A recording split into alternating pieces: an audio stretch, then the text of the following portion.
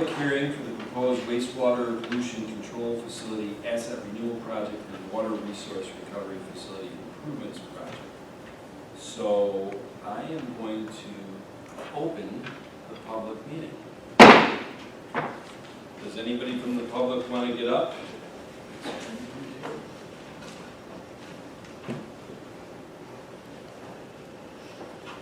Good evening.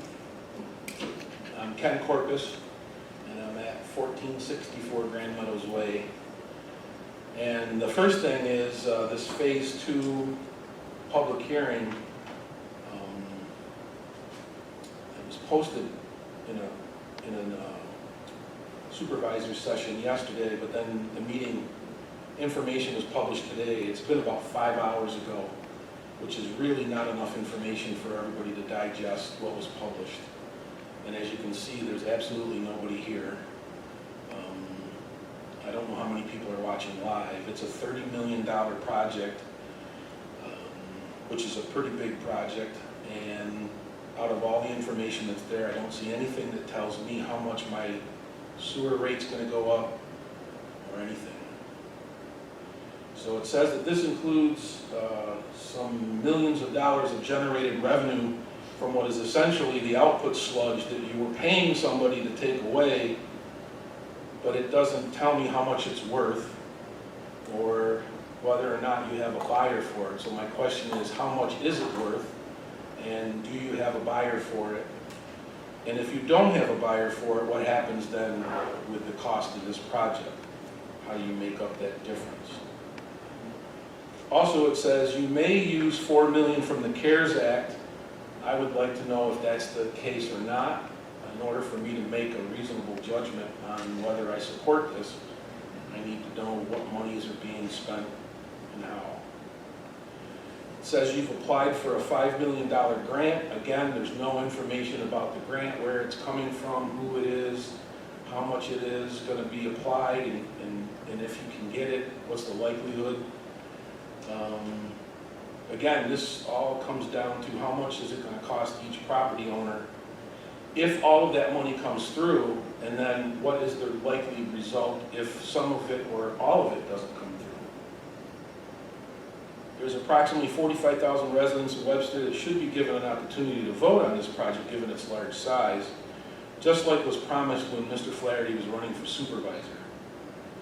This is not being transparent. This is not conservative government, especially given the large increase that we're also going to see from the budget, which has not been released yet. Also, I would just like to remind you, this can be subject to a permissive referendum. Thanks, Ken. Is anybody else in the public want to get up and say anything? Okay. Well, then I am going to close the public hearing. And does the board have any questions, comments, anything on this as we progress on this? I think the next step in this is next week. Barry? Well, I think that Rick and Art could probably answer some of those questions. I think Paul, if you're talking about Ken's some questions? Numbers, well, yeah. They're in the FAQ, which I know came out late, right? So, the current sewer rent, O&M and capital combined is proposed to be $190, $145 for 2022. If we get the WIA grant, which is $5 million, and don't apply any of the American Rescue Funds, which is $4 million, I calculated that the rate will go up to $253.34, which is an increase of significant increase of $62. If we apply the American Rescue Funds of $4 million and get the WIA grant, I calculated the sewer rent at $240.43, which would be an increase of about $49 from where we sit right now. So basically, you're going to pay about $50,000 per year for every $1 million that's borrowed through a bond anticipation note or bond. The project would take probably 2 years to complete, right? Rick? So we would borrow gradually, we'd be funded initially with a partial borrowing through a bond anticipation note. The same would occur in year 2, and then most likely in year 3, we would put it out to a serial bond. So it wouldn't be, 2023 wouldn't be the full jump in the rate. It'd be maybe halfway. Instead of being 253, you might end up at like 225. So it's still up, significantly. And Paul, that is, We're right now, but it's that's not unexpected. sorry, that's not factoring in any of the cost savings and revenue production that the board has heard. No, it is actually. It is. Yeah. Okay. Yeah, I factored in, there's going to be some additional costs for maintenance and utility costs, but we're going to have additional revenue, at least $500,000 a year. We're going to have landfill savings for the sludge. Right now we're paying about $400,000 a year to dispose of the sludge, and we're figuring that initially we're going to save at least $250,000 a year off of that number, and that savings will go up as time goes by, because that may actually even be conservative, the 250, because we're expecting the fees to dispose of the sludge to go up quite a bit next year. It's kind of based on where we're at right now, so. If we negotiate a new contract, put it out for RFP. Yeah, that's what the big. We're working with the seller to send a contract. Sorry, I can't hear you. I'm sorry. We're working with our disposal company, Casella, and reached out to them numerous times to discuss extending the contract, and thus far they've been silent. So we keep honoring them. That's to dispose of it, but what about to sell it to somebody? I'm not sure where you picked that up, Ken, of selling a buyer for the sludge. That there was nowhere in that article that said that we're selling the sludge. It's the cost of disposing of the sludge. Okay. And,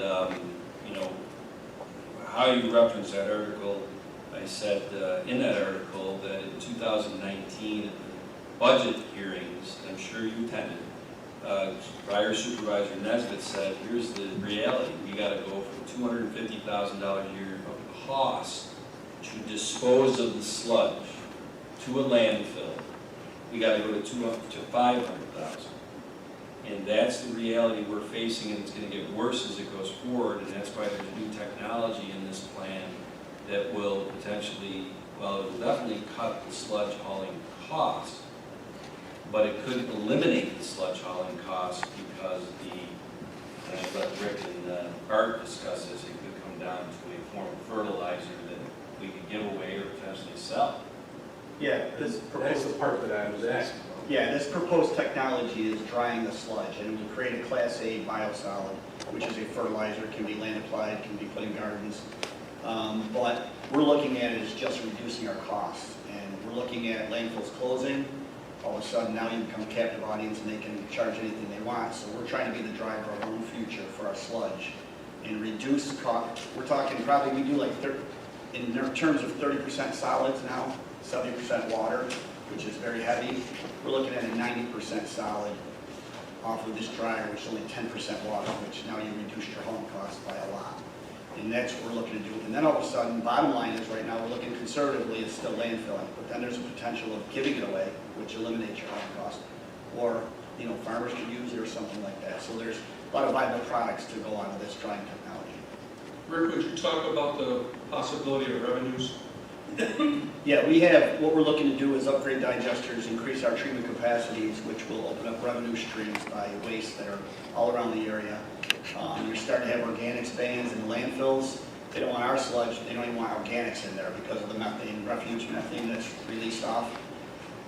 So there's going to be a lot of areas that the state is going to ratchet down on. So organics are going to have to go to certain places that can treat it, and it's digesters or compost facilities. So those are a lot of avenues that are leachate from landfills. So there's potential out there for revenue generation with this upgrade because we'll increase our treatment capacity. But we have infrastructure that has to be done no matter what. We're looking to add equipment on that will pay for itself and also help pay for that infrastructure asset renewal that has to happen no matter what. It's the cost of doing business. So, we're kind of diligent in looking at this technology and seeing if it's viable or not. And I do want to say that, you know, and Ken, I appreciate you coming tonight. I mean, this is the way government should work, and there should be more people here. I don't think the lack of people being here is because 5 hours ago we posted on our website and Facebook some FAQs about this. Because this board meeting tonight is the 10th straight board meeting since June 24th that has had as the topic this $31 million project, either as the only thing that we've had on the agenda or as a main part of the agenda. As far as talking to people in government, a lot longer than me, this could be the Joe DiMaggio 56 game hitting streak. Unprecedented at 10 straight board meetings that we have been dealing on this.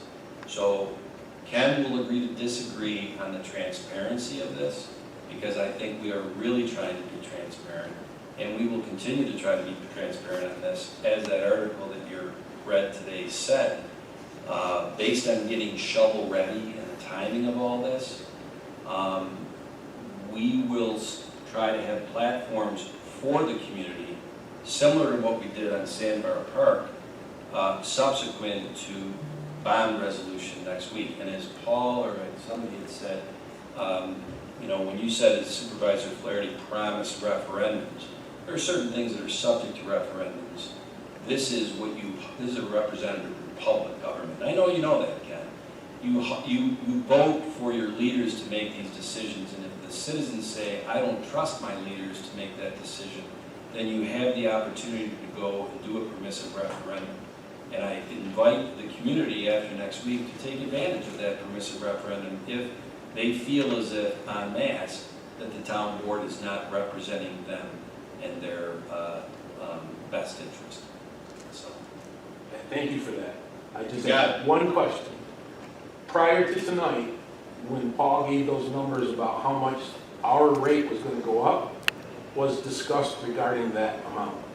Has there ever been disclosure on that? well, can I put it to you this way?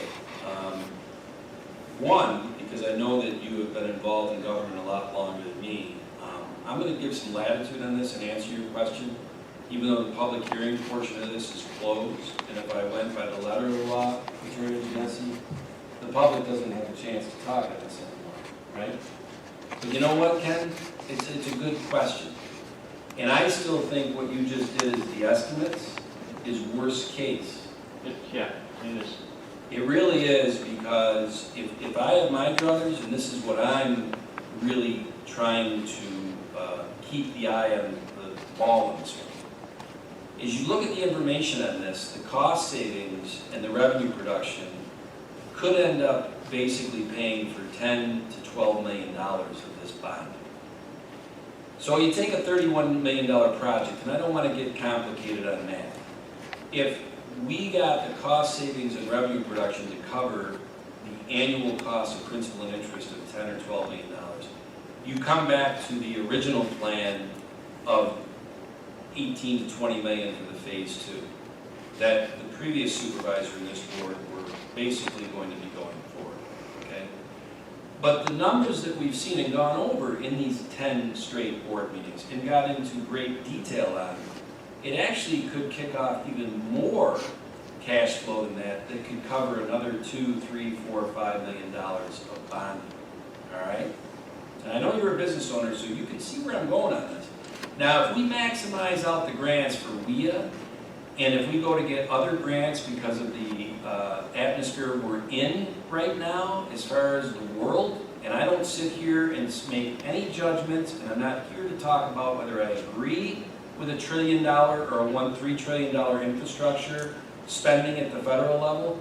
It's not my part as the town supervisor in the job that I was hired to do to really opine on that. But if that money's available, I will assure you we will do everything in our power to go and get that infrastructure money for the people of Webster. So, if we end up getting grants and things like that that end up being 15 million in total on these projects, it is very possible that the cost savings and the revenue production, day one, covers the financing, principal and interest of $15 million. And what you end up with is a brand spanking new plant, state of the art, that has a budget neutral effect. Budget neutral. That the town is out no more money today than it is when that $31 million addition is put on. And in that case, you could conceivably have our EDU charge with O&M and all that still be around 195 or 200, because at the end of the day, that EDU charge is to cover all the expenses of the sewer plant, including financing. Well, if you've cut the expenses so much from operations from new technology, then your EDU charge basically stays the same. And revenue too. Yeah. God, I just gave a long-winded accounting version of that, huh? So, to me, next week, we are far from done. And I'm not resting on the laurels of that. I want to push the envelope, and Matt Chatfield, he knows where I stand on this. He gets us a lot of grant, he knows how to write grants. That's what I'm looking for. And I hope I'm speaking on behalf of the board, too. I just think we really need to go back to the fact that a good 20 million of this has to be done. I would hate to see that go to a permissive referendum and get shot down, because there are pieces of that plant right now that are in desperate need of replacement. I don't argue with that. Yeah, so I want people to realize that a good portion of this has to be done.